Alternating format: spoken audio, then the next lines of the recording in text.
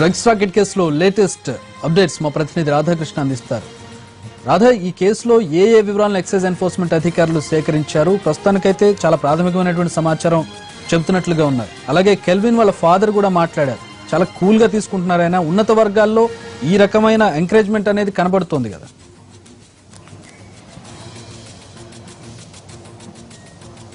ఖచ్చితంగా ఇది డ్రగ్స్ కు సంబంధించి చూసుకుంటే కొడుకు డ్రగ్స్ తాగుతున్నాడు, డ్రగ్స్ కు అలవాటయ్యాడన్న విషయం తండ్రి స్వయంగా ఒప్పుకుంటున్న పరిస్థితి ఉంది. కెల్విన్ ఇంటికి మార్నింగ్ వచ్చినప్పుడు రాజారెడ్డి కాలనీ, బోయిన్పల్లిలో రాజారెడ్డి కాలనీ, ప్రస్తుతం మనం వాళ్ళ ఇంటి ముందే ఉన్నాం. ఇంట్లోంచి తండ్రి వచ్చేటప్పుడు అతనితో మాట్లాడే ప్రయత్నం చేశాము. తండ్రి చాలా స్వయంగా స్పష్టంగా చెప్తున్నాడు, తమ కొడుకు బెంగళూరులో బీబీఎం చదువుతున్నాడు, డ్రగ్స్ కు అలవాటయ్యాడు, అతను డ్రగ్స్ తాగుతున్నాడు అనేది కూడా చాలా స్పష్టంగా చెప్తున్నాడు. కానీ విక్రయిస్తాడు అన్నది మాత్రం తమకు తెలియదు, ఈ విధంగా కేసులో ఇరుక్కుంటాడన్న విషయం కూడా తమకు తెలియదు అనేది అతను తండ్రి చెప్తున్న పరిస్థితి ఉంది. ప్రస్తుతం ఆయన ఇంటికి మరొకసారి కూడా దర్యాప్తు అధికారులు వచ్చే అవకాశం కనబడుతుంది. ఎందుకంటే ఇప్పటి వరకు సేకరించిన ఆధారాలతో పాటు మరిన్ని సెల్ డాటాలకు సంబంధించిన వివరాలు కూడా సేకరించాల్సి ఉంది. అలాగే కెల్విన్ ఇంట్లోంచే సుమారు 3 ప్యాకెట్లకు సంబంధించిన డ్రగ్స్ ను స్వాధీనం చేసుకున్నారు కాబట్టి దానికి సంబంధించిన వివరాలు కూడా సేకరించాల్సి ఉంటుంది. ఏ విధంగా వాళ్ళు ఈ డ్రగ్స్ ను ఇక్కడికి తీసుకొచ్చారు, కొరియర్ ఎక్కడికి, ఏ అడ్రస్ కి వీళ్ళు కొరియర్ ని ఇచ్చారు అనేది కూడా పూర్తి స్థాయిలో వివరాలు సేకరించే అవకాశం కూడా కనబడుతుంది. ఉదయం తండ్రి మాట్లాడిన తర్వాత ఇక్కడ నుండి వాళ్ళు వెళ్ళిపోవడం జరిగింది. మరొకసారి ఇక్కడికి వచ్చే అవకాశం కూడా కనబడుతుంది. ప్రస్తుతం కెల్విన్ ఇంటికి డీజీ అకున్ సవర్వాల్ వస్తారన్న సమాచారం కూడా ఉంది. అతను మరొకసారి వాళ్ళ కుటుంబ సభ్యులను విచారించే అవకాశం కనబడుతుంది. కెల్విన్ తో పాటు మిగతా ఇద్దరిని కూడా కోర్టులో ప్రొడ్యూస్ చేసి రిమాండ్ కు తరలించడం జరిగింది. ప్రధానంగా ఈ కేసులో ఇప్పటికే 3 అధికారుల బృందం ఒకవైపు విచారణ సాగిస్తుంది. వీళ్ళ 3తో పాటు అదనంగా మరొక సిట్టు బృందాన్ని కూడా ఏర్పాటు చేయబోతున్నారు. ఈ మొత్తం 2 బృందాలు కూడా ఈ డ్రగ్స్ కేసును పూర్తి స్థాయిలో విచారించబోతున్నారు.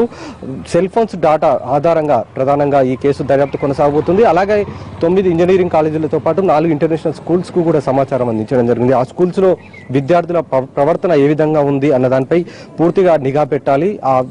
వాళ్ళు అనుమానం కనుక ఉంటే మాత్రం వెంటనే తమకు సమాచారం అందించాలనేది కూడా అధికారులు యాజమాన్యాలకు చెప్పడం జరిగింది.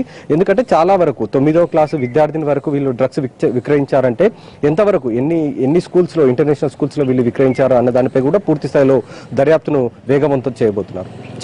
రాధాకృష్ణ, మనం స్కూల్ ఏజ్ లో డ్రగ్స్ వాడకం అనేది ఫారిన్ కంట్రీస్ లో ఎక్కువగా చూస్తూ ఉంటాం, అమెరికా కంట్రీలో మనం ఎక్కువగా చూస్తుంటాం. కానీ ఇప్పుడు హైదరాబాద్ లో కనబడుతూ ఉంది. ఏ పరిస్థితిలో వీళ్ళు తీసుకుంటున్నట్లుగా తెలుస్తోంది?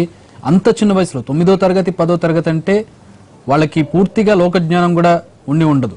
ఏ రకమైనటువంటి పరిస్థితుల్లో వాళ్ళకి డ్రగ్స్ దొరుకుతున్నాయి, ఎక్కడ తీసుకుంటున్నారు? తల్లిదండ్రులు మరీ అంత కళ్ళు మూసుకుపోయి వ్యవహరిస్తున్నారా?